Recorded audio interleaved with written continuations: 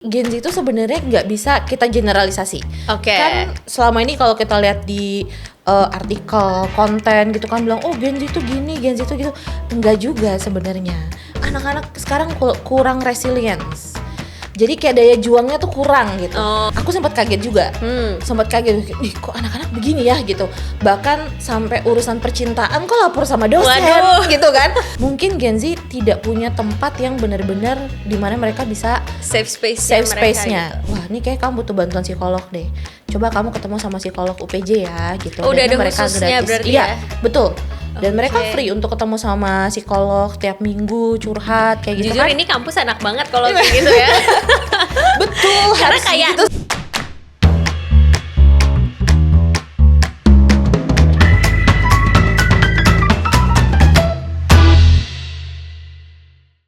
Hai kawan inilah, welcome back to In Talk with Sophia Smith. Hari ini aku bakal ngebahas sesuatu yang deket banget sama kehidupan kita. Terutama ini penting banget buat para Gen Z yang mau masuk ke dunia perkuliahan. Nah, sekarang ini aku bakal ngomongin soal mahasiswa Gen Z, yang mana mulai dari cara mereka belajar, komunikasi, sampai dengan gimana sih caranya kampus dan dosen ini menghadapi tingkah Gen Z.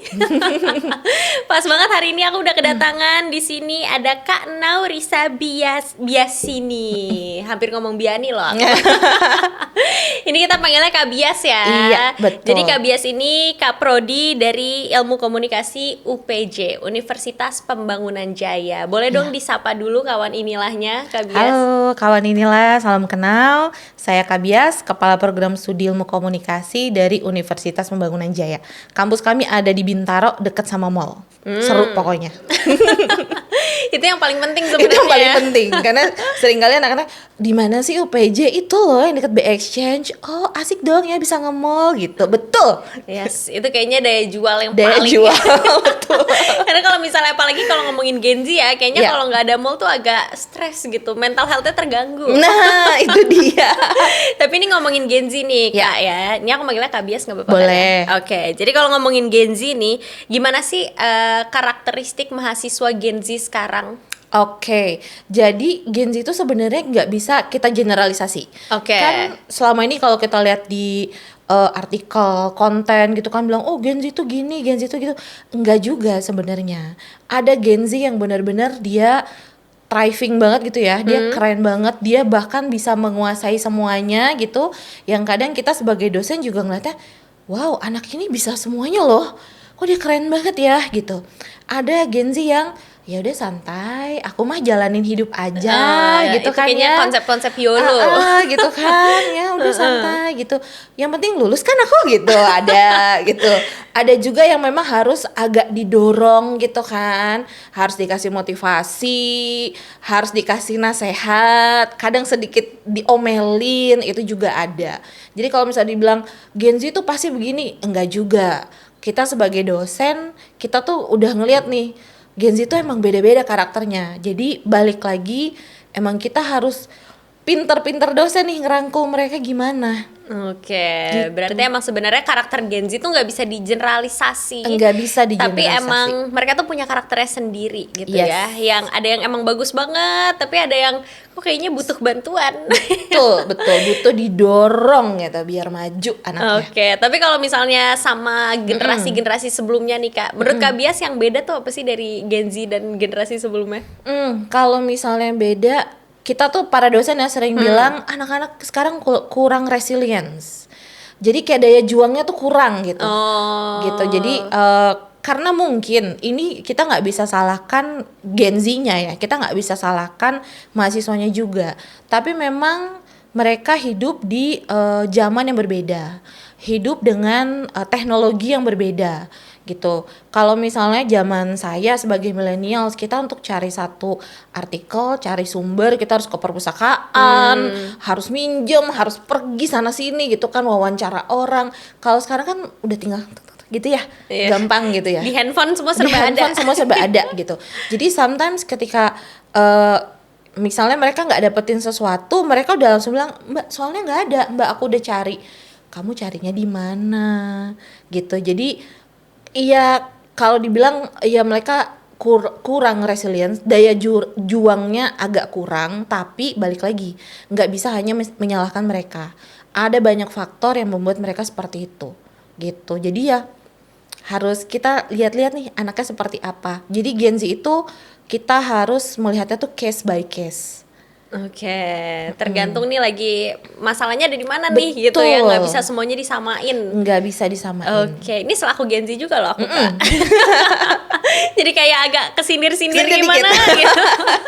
Tapi nggak apa-apa, aman. Yang penting kan Gen Z sebenarnya bukan berarti buruk ya, tapi bukan gimana cara kita bisa apa ya menanganinya aja. Betul. Nah kalau misalnya dari Kak Bia sendiri gimana nih menghadapi mahasiswa-mahasiswinya yang beda-beda, terutama yang Gen Z ya? Iya. Balik lagi kalau dulu awal-awal tuh aku sempat kaget juga. Sempat kaget, nih kok anak-anak begini ya gitu. Bahkan sampai urusan percintaan kok lapor sama dosen. Waduh. Gitu kan. Ini harus saya yang ngurusin percintaan kamu gitu kan. Tapi lama-lama jadi bisa paham, oh memang kita tidak bisa melihat anak-anak ini sama rata seperti angkatan 10 tahun lalu gitu. Yang dikasih tahu satu kali udah bisa jalan sendiri gitu kan. Oh mereka memang case by case. Ada memang anak yang datang, oh dia memang harus disayang-sayang dulu, dalam arti kata maksudnya dibaikin, dikasih motivasi gitu kan. Didengerin dulu curhatannya, baru dia akan termotivasi, dia jalan. Ada mahasiswa yang agak dikerasin justru harus. Saya nggak mau tahu, kamu harus begini gini, kamu mau lulus kan, mau dapat A kan, mau cum laude kan gitu, baru oh ya juga kak, oke kak aku maju gitu. Jadi emang benar-benar case by case ngadepin mereka. Dan mau nggak mau dosen, terutama dosen di prodi kami ya di UPJ itu ya harus mau mendengarkan semuanya. Jadi teman curhat ya kalau aku lihat-lihat. Iya, jadi teman curhat urusan percintaan, bahkan lapor gitu kan ya, kayak kak aku udah nggak pacaran sama dia ya, jadi jangan tanya aku lagi soal dia gitu kan. Oke, gitu.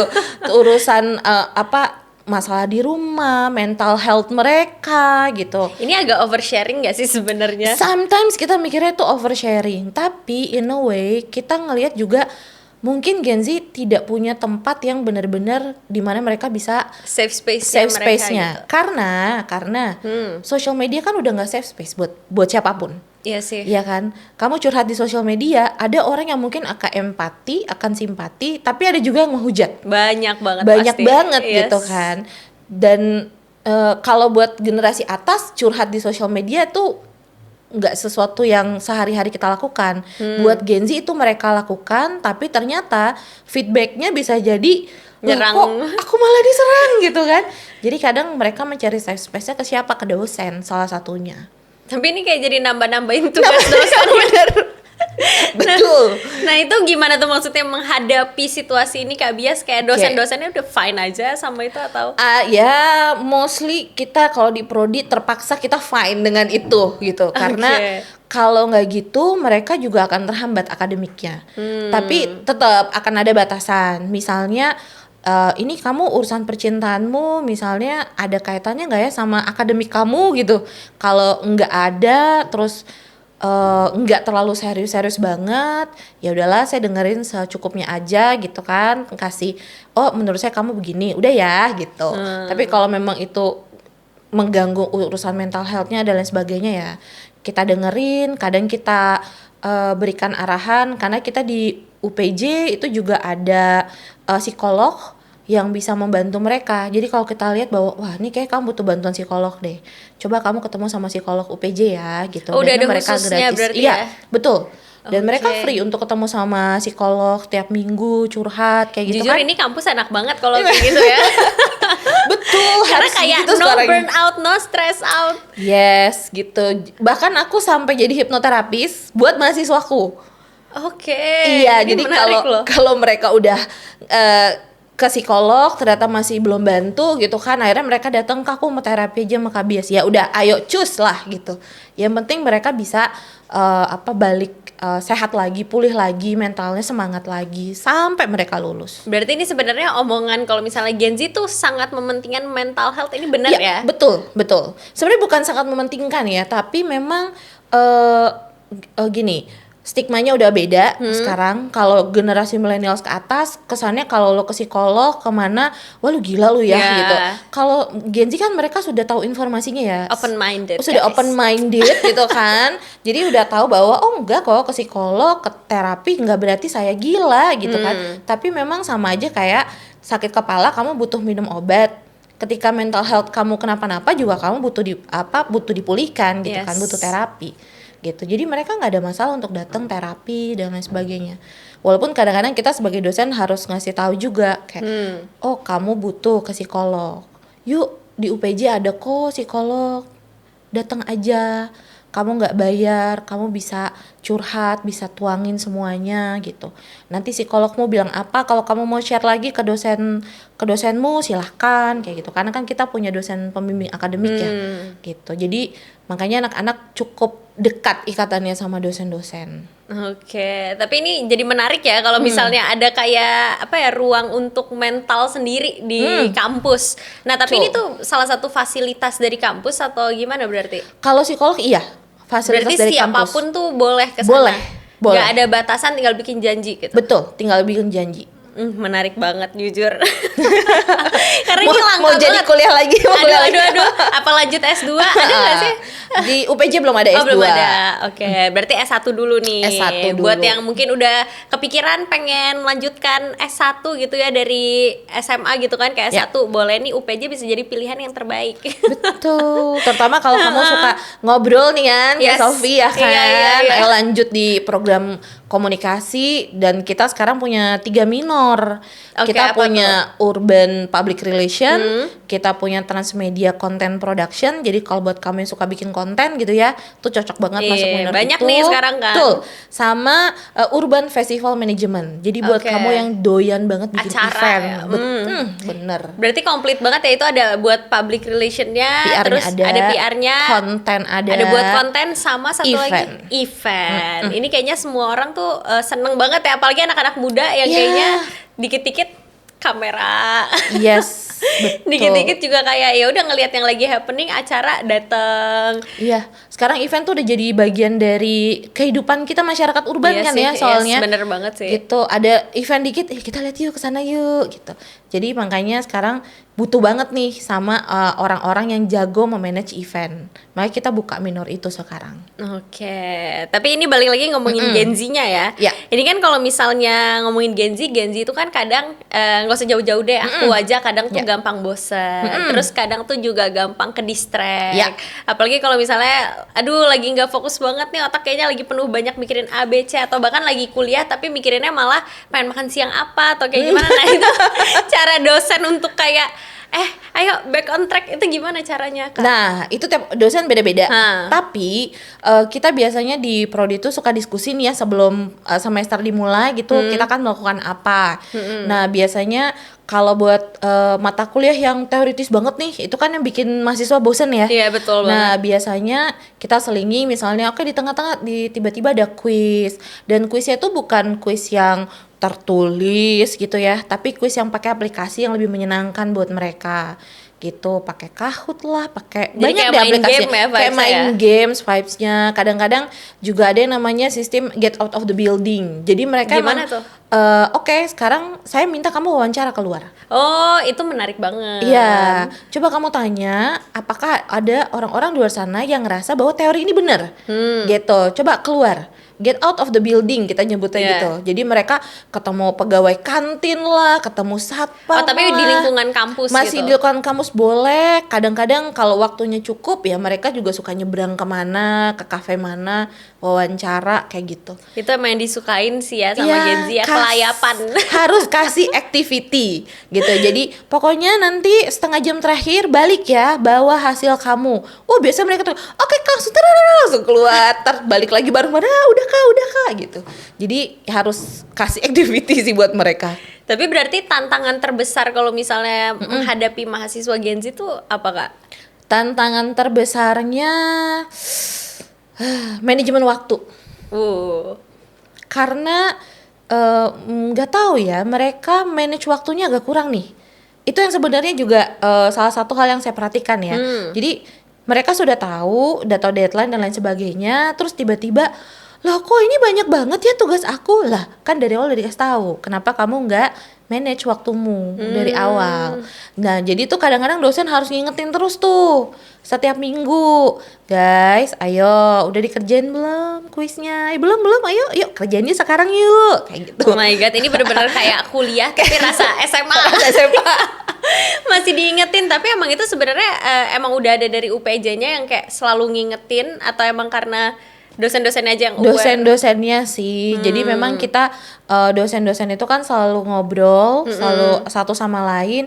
Ini gimana ya masalah angkatan ini seperti ini, angkatan di bawah seperti ini. Oke, treatment buat mereka gimana? Kayak gitu. Jadi supaya dosen-dosen juga punya kesamaan lah ya. Jangan sampai ada yang terlalu ekstrim banget cara nanganin mahasiswanya, ada yang terlalu santai banget gitu. Jadi kita tetap punya standar, tapi kemudian di atas standar itu apa yang kita lakukan.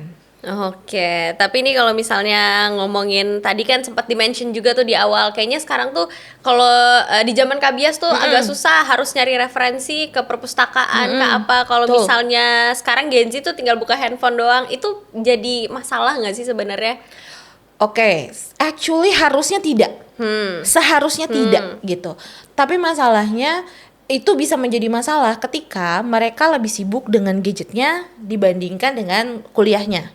Maksudnya gimana tuh lebih sibuk? Jadi nggak fokus nih? Nggak fokus. Jadi misalnya kadang kita tuh dosen udah nggak bisa bilang ke mahasiswa itu handphonenya ya coba jangan ditaruh di atas meja, udah nggak bisa tuh. Karena buat mereka tuh kan udah jadi apa ya, kayak pegangan hidup, bagian dari hidup gitu kan. Kadang-kadang ya di kelas juga ngevlog gitu kan, jadi kayak ya oke, dan itu mesti diingetin berkali-kali. Tapi di satu sisi mereka juga jadi lebih cepat untuk dapat informasi. Gitu. Jadi kalau misalnya kalau dulu saya misalnya mau kasih contoh, kayak ini kita ada contoh video ya guys gitu, kita harus play dulu, kadang ada masalah. Kalau sekarang nggak, oke buka YouTube cari video ini gitu. Oh, jadi udah langsung semuanya serba cepat ya? Oke kak, langsung ini gitu. Jadi kan dan handphone mereka atau laptop mereka nyambung wifi kampus. Jadi mereka kan cepat langsung buka segala macam kayak oh ini. Jadi sebenarnya buat dosen di satu sisi itu menyenangkan karena proses belajar jadi lebih cepat. Tapi di sisi lain ya harus sering-sering ngingetin. Ayo jangan terlalu fokus di situ, balik lagi ke depan gitu. Tapi jadi males mikir nggak kalau kayak gitu mahasiswanya? Ada yang iya, ada yang enggak. Oh, balik lagi sebenarnya ke personnya ya? Ke personnya gitu. Makanya aku bilang kita nggak bisa generalisasi Gen Z. Gitu.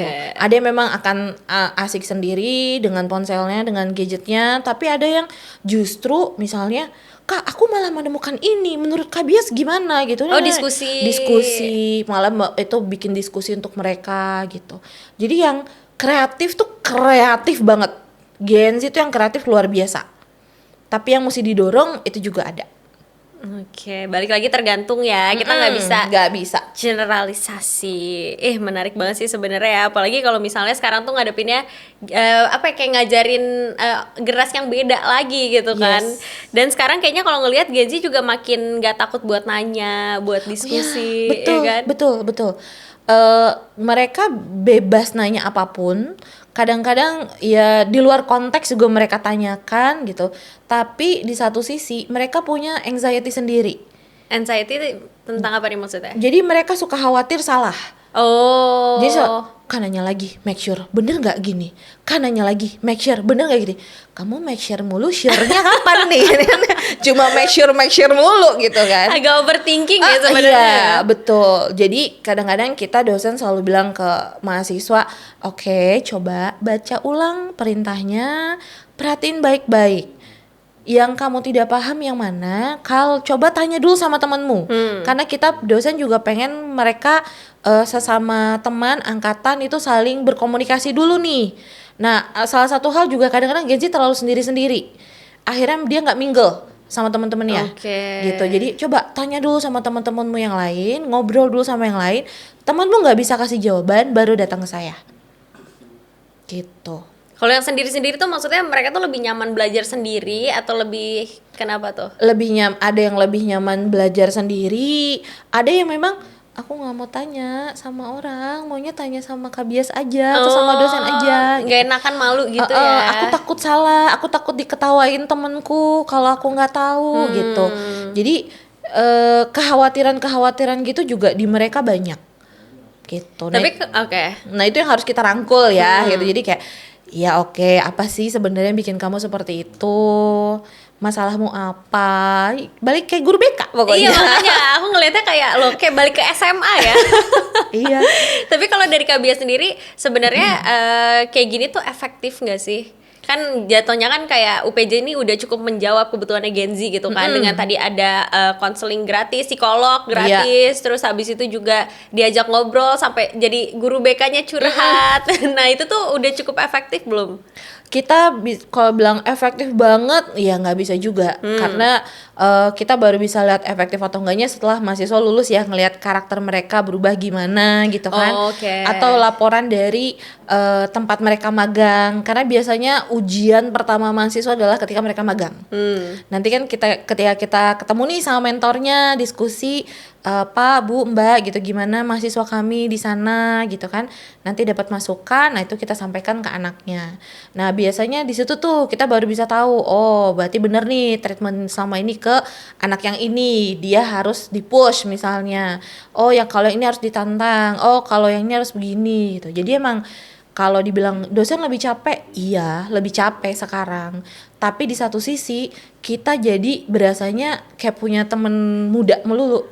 Oh iya, karena ganti-ganti terus ya. Ganti-ganti terus biasanya kalau dulu kan dosen gak ngegosipin mahasiswa kan, kita bisa ikut gosipan sekarang sama mereka gitu kan. Jadi bestie gitu kan. Jadi kayak, Kak tahu gak sih si ini kan gini. Oh iya, coba. Jadi di satu sisi kita juga sambil gali, kenapa sih mereka, ada apa sih mereka gitu. Ini berarti sebenarnya cara ngerangkulnya tuh ya udah jadiin teman aja jadiin gitu temen, ya. Jadi teman tapi tetap ada batasan. Gitu. Tetap punya batasan. Jadi jangan ngerasa kayak, kan ada juga banyak ya kayak orang kayak udah ngerasa teman malah jadinya melebihi batasan itu. Jadi mungkin ngomongin yang nggak perlu. Betul. Kadang-kadang ada juga tuh mahasiswa yang kita suka yang aduh anak ini kayak misalnya tiba-tiba ngechat dosen gitu kan, cuma ada di kampus nggak? Jadi tidak ada sopan santun nih, gimana dong?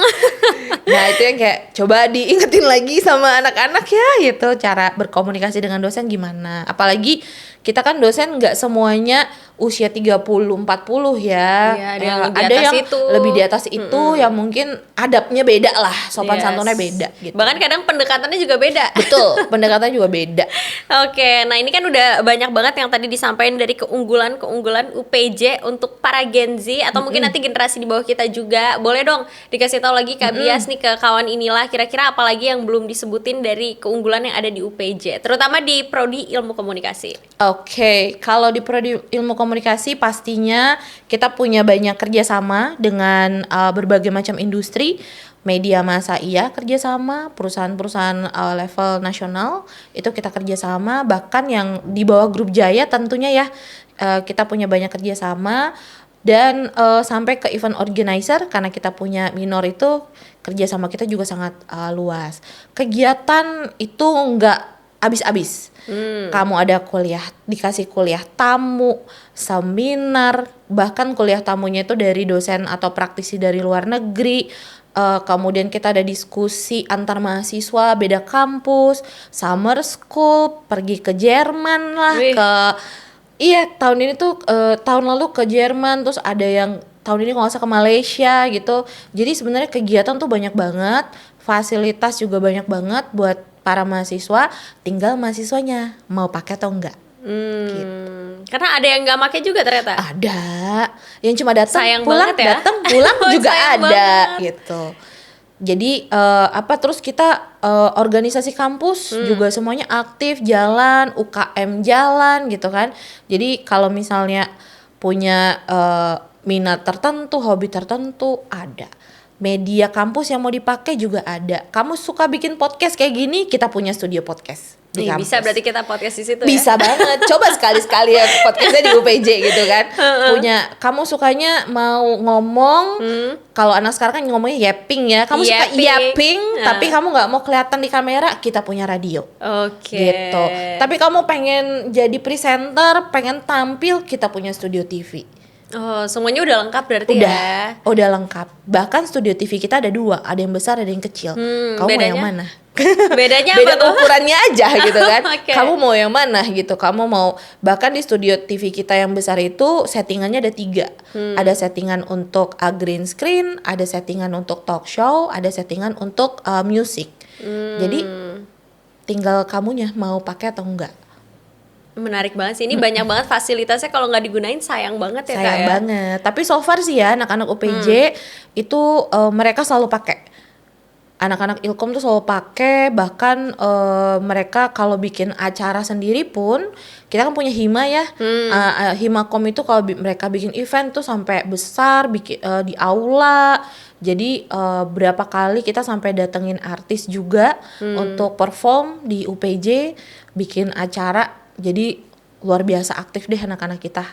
Luar biasa aktif. Ini berarti cocok banget sama orang-orang yang emang kayaknya minatnya tuh ke arah situ gitu ya. Tadi ada 3 tuh, mau ke arah PR, ke arah konten, produksi konten, atau satu lagi event. Nah ini nih yang sekarang tuh lagi happening banget. Tapi kalau misalnya aku tanya nih sama Kak Bias ya, kenapa sih mereka tuh harus mempertimbangkan untuk masuk ke UPJ? Oke, yang paling gampang sebenarnya sederhananya, kampus swasta itu sebenarnya lebih sayang sama siswa dibandingkan kampus negeri. Lebih sayang gimana tuh? Lebih sayang, lebih perhatian. Dosen selalu ada. Nggak ada tuh ceritanya, aduh dosen aku susah ditemui. Nggak ada, dosen ada tiap hari. Gitu. Kamu nggak datang, dosen yang nyariin. Gitu. Jadi kamu tuh lebih disayang sebenarnya. Dan itu juga berlaku di UPJ. Gitu. Jadi bukan cuma sekedar kita di bawah grup Jaya, kita punya fasilitas yang luar biasa, tapi percayalah dosen-dosen kita tuh sangat-sangat care sama siswa. Bahkan kita mahasiswa yang ada 600 itu hafal kita sih mereka siapa aja, latar belakangnya gimana gitu. Udah lulus mata kuliah apa itu kita semua tahu. Itu gitu. saking dekatnya ya saking dosen sama mahasiswa. Tapi ini benar-benar kayak sekolah lagi berarti ya Kak ya? Di satu sisi iya, tapi di sisi lain kita tetap ngelatih mereka untuk mandiri, ngelatih mereka untuk dewasa. Jadi kalau misalnya memang mereka melakukan kesalahan, ya kita ajarkan mereka, ya kamu tetap harus bertanggung jawab. Ini kesalahanmu, berarti kamu tetap harus menerima sanksinya gitu. Kita batasi hubungan dengan orang tua karena nggak mau kayak guru BK banget ya, dikit-dikit orang tua datang gitu kan. Tapi ketika memang sudah harus ada peran orang tua, ya kita akan panggil orang tuanya gitu. Jadi sebenarnya tuh lebih ke porsinya aja lah ya. Betul. Sesuai sama porsi masing-masing. Terus ada lagi nggak nih Kak keunggulannya tadi? Keunggulannya yang pasti kalau kamu kuliah di UPJ, dosen-dosen itu akan selalu ngedorong kamu untuk lulus tepat waktu. Kita akan usahain. Kadang-kadang ada mahasiswa yang suka yang ya aku lupa Kak ngambil mata kuliah ini, terus gimana Kak gitu. Oke, gitu akhirnya lupa tuh maksudnya ngambil mata kuliah lupa gimana ceritanya? Iya, jadi pada saat ngisi KRS dia lupa ngambil mata kuliahnya gitu, atau nggak tahu oh aku harus ngulang ya gitu kayak jadi ya kita sebagai dosen, saya terutama Kaprodi yang harus memperjuangkan mereka gitu. Jadi nggak usah takut buat Gen Z, kita selalu support, selalu dukung. Yang penting kamu mau itu. Ini berarti kayaknya yang aku tangkep dari obrolan kita dari tadi ya, challenging banget sih. Iya. Jadi kayaknya mengajar di era Gen Z it's so challenging. It's so challenging tapi ada keseruannya tersendiri. Yeah, challenging and fun lah sebenarnya. Challenging and fun. Karena kalau ngajar generasi yang atas, enaknya adalah oke, kita kasih tahu satu kali kamu udah bisa jalan sendiri gitu kan ya. Kalau yang tapi kita jadi kurang kedekatannya sama siswa. Nah di sekarang oke, memang kita harus banyak involve sama mereka, tapi kita jadi dekat juga sama mereka. Bener, jadi tahu satu sama lain, lebih kenal ya. Lebih kenal. Ini emang benar-benar kampus yang sayang banget sama mahasiswanya, luar biasa loh. Kalau kayak gitu ini pertanyaan terakhir dari aku Kak Bias. Oke. Kalau misalnya ini teman-teman kawan inilah pada mau tahu, mau cari informasi tentang UPJ tuh di mana kira-kira? Oke, paling gampang tinggal buka akunnya Instagramnya UPJ di @upj_bintaro, atau kalau mau tahu tentang ilmu komunikasi ya tinggal buka Instagramnya @ilkom.upj gitu. Oke. Semua informasi pokoknya udah lengkap di sana. Ada semua di sana. Tinggal di follow aja sekarang dan sampai ketemu lagi ya kawan inilah. Ini udah nggak terasa selesai sudah. Iya, thank you so much Sofi. Thank you banget ya Kak Bias. Yang pastinya ini seru banget hari ini ngobrolin banyak soal Gen Z, gimana caranya kita bisa paham bahkan dari side dosen juga ke Gen Z kayak gimana, dan dari Gen Z-nya juga ya semoga bisa lebih tahu diri ya. Ini kan perwakilan, jadi nggak ada yang tersindir. Oke, kalau kayak gitu kawan inilah sampai ketemu lagi di In Talk with Sophia Smith selanjutnya. Bye bye.